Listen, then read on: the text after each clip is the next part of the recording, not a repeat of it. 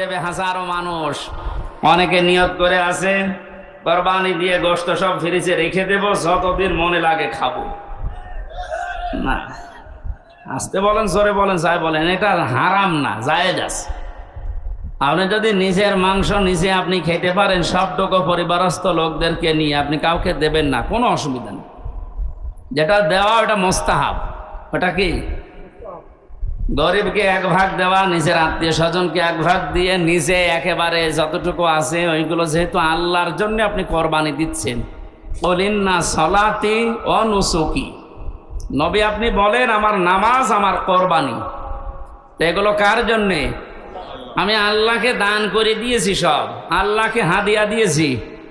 এরপরে আমি যে 3 ভাগের 1 ভাগ পেলাম, এইটাই তো বেশি। এরপরও যদি আপনার আত্মীয় স্বজন বেশি হয়, পরিবারের সদস্য বেশি থাকে, আপনি সব নিজে আনন্দ করে খেতে পারেন, পরিবারস্থ লোক বাইরের লোক দাওয়াত দিয়ে খাওয়াতে পারেন, অসুবিধা নেই। কিন্তু এটা ছোট মনের কাজ, যারা ফ্রিজে রেখে রেখে মাঝে মাঝে বের করে খায়। তো আমরা যারা কোরবানি এখন দিচ্ছি, সামনে কেনার জন্য প্রস্তুতি নিচ্ছেন, আপনি যদি মুত্তাকি হতে না পারেন, আপনার তো কবুল হবে না।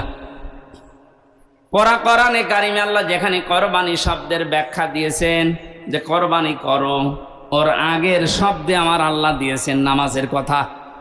এজন্য এখানে যারা নামাজ আদায় করেন না বা নামাজ পড়েন না, নামাজের শিক্ষা যাদের জীবনে নেই, এক কথায় ফতোয়া দেওয়া যায় যে আপনার কোরবানি হচ্ছে না। ফাসাল্লি লি রাব্বিকা ওয়ানহার, আগে কোরবানি করো, এরপর নামাজ পড়ো। বলেন বলেন। এজন্য নামাজ যারা পড়ে না তাদের সাথে ভাগ দিলেও আপনারটা হবে না। এটা একটু কড়া হয়ে গেল। আরে ভাই, এই যে পুরাটা মিলে হাত, এতটুকু যদি না থাকে, বাকিটুকু দিয়ে কিছু করা যাবে। যদি বলেন একটু চুলকিয়ে দেন তো কোনো জায়গায়, এতটুকু দিয়ে চুলকাতে পারবেন? আল্লাহ ফাসাল্লি আগে দিয়েছেন যে নামাজ আদায় করো আগে। আরে নামাজের শিক্ষার ভেতরে যে 27টা আছে, তার ভেতরে একটা শিক্ষা হচ্ছে ওয়ানহার, কোরবানি করো। কোরবানি এটা শুধু পশুর ভেতরে সীমাবদ্ধ না, ইসলাম মানতে গিয়েও আপনাকে কোরবানি করা লাগবে।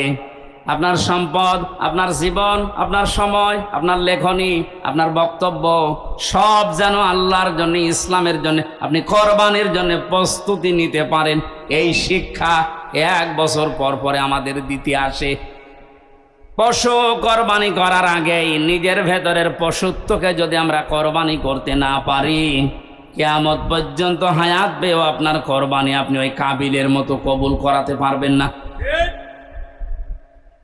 এই জন্য যারা জবাই করার জন্য প্রস্তুতি নিচ্ছেন, কোরবানি পশুর গলায় ছুরি দেওয়ার সঙ্গে সঙ্গে নিয়ত করবেন, আল্লাহ আমার ভেতরের যে পশু আছে, অহংকার, হিংসা, দাম্ভিক্য, এটাও আমি আজকে জবাই করে দিলাম। এইরকম কোরবানি দেওয়া মানুষ বাংলাদেশে ভরি ভরি।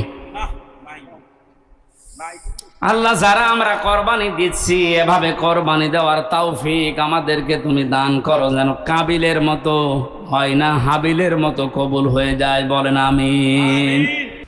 আল্লাহ পাক বলেন, কুল বিফাদলিল্লাহি ওয়া বিরহমাতিহি ফাবিযালিকা ফালিয়াফরাহু হুয়া খায়রুম মিম্মা ইয়াজমাউন।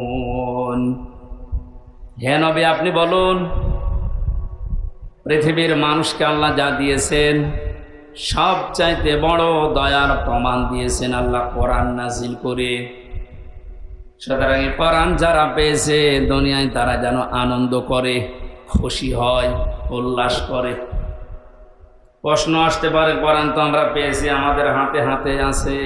না, এর ভেতরে শরীয়তের যে নিয়ম নীতিগুলো দেওয়া আছে, এইটা যারা তাদের প্র্যাকটিক্যাল লাইফে সেট করতে পারে, এর সাথে যার বেশি যত সম্পর্ক, সে যেন তত বেশি খুশি হয়।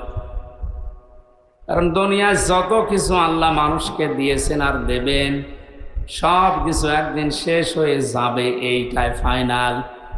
যে কোরআনে কারিম পৃথিবীতে আল্লাহ দিয়েছেন, এটা এখন আছে, কিয়ামতের পরেও এ কোরআন থাকবে। সুবহানাল্লাহ। কিয়ামতের পরে থাকবে মানে কিয়ামতের পরে জান্নাতে যাবে যারা, তাদেরকে আল্লাহ নিজের কণ্ঠ দিয়ে কোরআনে কারিমের সূরা ইয়াসিন তেলাওয়াত করে করে শোনাবেন। 50 আলফা সানা মিম্মা তাউদ্দুন। দুনিয়ায় 1-2 করে যেভাবে গণনা করো, জান্নাতের ওই পরিবেশে আল্লাহর কুদরতের কণ্ঠে কোরআনের এক একটি আয়াত শুনতে সময় লাগবে 500 বছর। আজকে আমরা যারা কোরআনে কারিমের অনুষ্ঠান পেয়ে আনন্দিত, কিয়ামতের ওই ময়দানে জান্নাতের পরিবেশে আল্লাহ শ্রোতা হিসাবে যেন আমার একটু জায়গা করে দেন, বলেন আমিন। তাহলে আজকে আমরা আনন্দিত খুশি এই কারণে যে এই মাহফিলের সম্পর্ক কোরআনের সাথে না হামজার সাথে না। কাউকে ভালোবাসলে আল্লাহর জন্য বাসবেন, লোক দেখানোর জন্য না। মান আহাব্বা লিল্লাহি ওয়া আবগাদা লিল্লাহি ওয়া আতাআ লিল্লাহি ওয়া মানাআ লিল্লাহ ফাকাদ ইসতাকমালাল ঈমান। ইবনে মাজাহ শরীফের হাদিস। আল্লাহর নবী বলেন, কাউকে যদি ভালোবাসো লোক দেখানোর জন্য না, আল্লাহর জন্য ভালোবাসবা। ওপরে ওপরে না, ভেতর থেকে আল্লাহর জন্য যদি ভালোবাসাটা হয়, ঘৃণা করলেও আল্লাহর জন্য ঘৃণা করবে। কিছু দিতে চাইলে আল্লাহর দিকে তাকিয়ে দেবে। নিষেধ যদি করো, কাউকে কিছু দেওয়া থেকে বিরত থাকো, আল্লাহর জন্য থাকবা। ফাকাদ ইসতাকমালাল ঈমান। আল্লাহর নবী বলেন, সে যেন তার ঈমানকে পরিপূর্ণ করে নিল। জোরে বলেন সুবহানাল্লাহ। এই যে 4টা কথা এই হাদিসে আছে, শুনতে যত সহজ মনে হচ্ছে, এটা প্র্যাকটিক্যাল লাইফে মেলানো কি অত সহজ? অনেক কঠিন বিষয়। আল্লাহর জন্য কাউকে ভালোবাসা এটা এমনি আসবে না। ইন্নাল্লাযীনা আমানু ওয়া আমিলুস সালিহাতি সায়াজআলু লাহুমুর রহমানু ওদ্দা। আল্লাহ তাআলা বলেন, যারা ঈমান আনে আর দাবি অনুযায়ী দুনিয়ায় যারা ভালো কাজের আঞ্জাম দিতে পারে, তাদের প্রতি সৃষ্টি জগতের একটা ভালোবাসা আল্লাহ নিজে তৈরি করে দেয়। সুতরাং এটা ঈমানের দাবি অনুযায়ী যদি ভালো ভালো কাজে আঞ্জাম দিতে পারে, আপনার প্রতি সৃষ্টি জগতের ভেতরে ভালোবাসা মহব্বত পয়দা করে দেবে কে? আল্লাহ। আমরা যদি ভালোবাসি সত্যি কাউকে, আল্লাহর জন্য বাসবো। এই বাস্তবতা আমরা এখনো টের পাইনি অনেকে, এই জন্য হাদিসের ভাষা বুঝতে পারছি না। আল্লাহ আমাকে সহ যারা এসেছি, এখন থেকে মরণ পর্যন্ত কাউকে কিছু দিলে আল্লাহর জন্য দেব। যদি নিষেধও করি, কারো সাথে যদি ঝগড়াঝাটি হয়, মারামারি হয়, মনোমালিন্য তৈরি হয়, এটা যেন আল্লাহর জন্য হয়। আল্লাহ আমাদের ঈমানকে পরিপূর্ণ করে দেবেন, আর পরিপূর্ণ ঈমানদারের জন্য আল্লাহর বানানো বাগান জান্নাত অপেক্ষা করছে। আল্লাহ আমাদেরকে তৌফিক দিন হাদিসটা আমল করার, বলেন আমিন। দরুদ আর সালাম পড়ছি আমাদের নবী, মানবতার মহান শিক্ষক